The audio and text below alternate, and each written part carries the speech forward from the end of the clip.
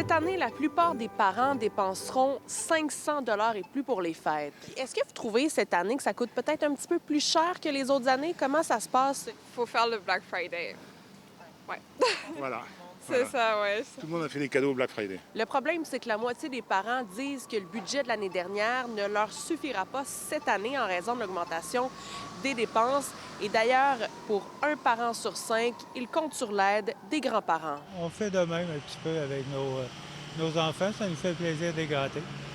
Gâter vos petits-enfants en même temps. Ben oui, comme nous, ils viennent nous rejoindre dans le sud pendant la semaine de relâche. Oui, c'est toujours dispendieux. Ben nous, les cadeaux, les petits-enfants, souvent, ce qu'ils veulent, c'est de l'argent. Fait que c'est ça pour acheter ce qu'ils veulent avoir, là, tu sais. Fait qu'on leur donne de l'argent. Et l'augmentation des coûts a un impact sur le choix des consommateurs. Nombreux sont les clients qui désertent les magasins physiques pour se tourner vers les géants du web. Mais la Fédération canadienne de l'entreprise indépendante rappelle que ce n'est pas plus cher acheter localement. Quand on dépense 1 $ dans un commerce d'ici, là, c'est 66 sous qui va rester dans l'économie. De l'autre côté, si je décide de faire mon achat sur un géant en ligne, il y a juste 8 sous qui va rester dans l'économie.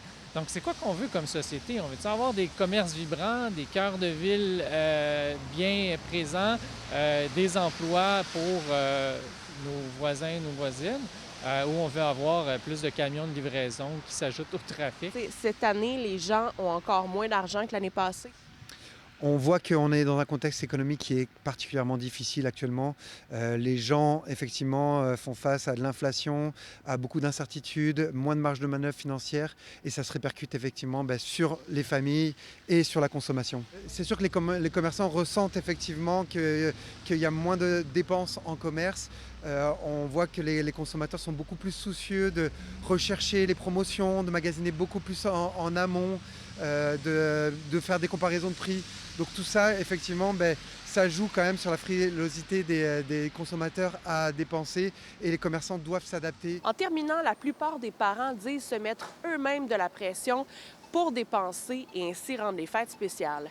À Montréal, Lily Mercure pour Nouveau Info.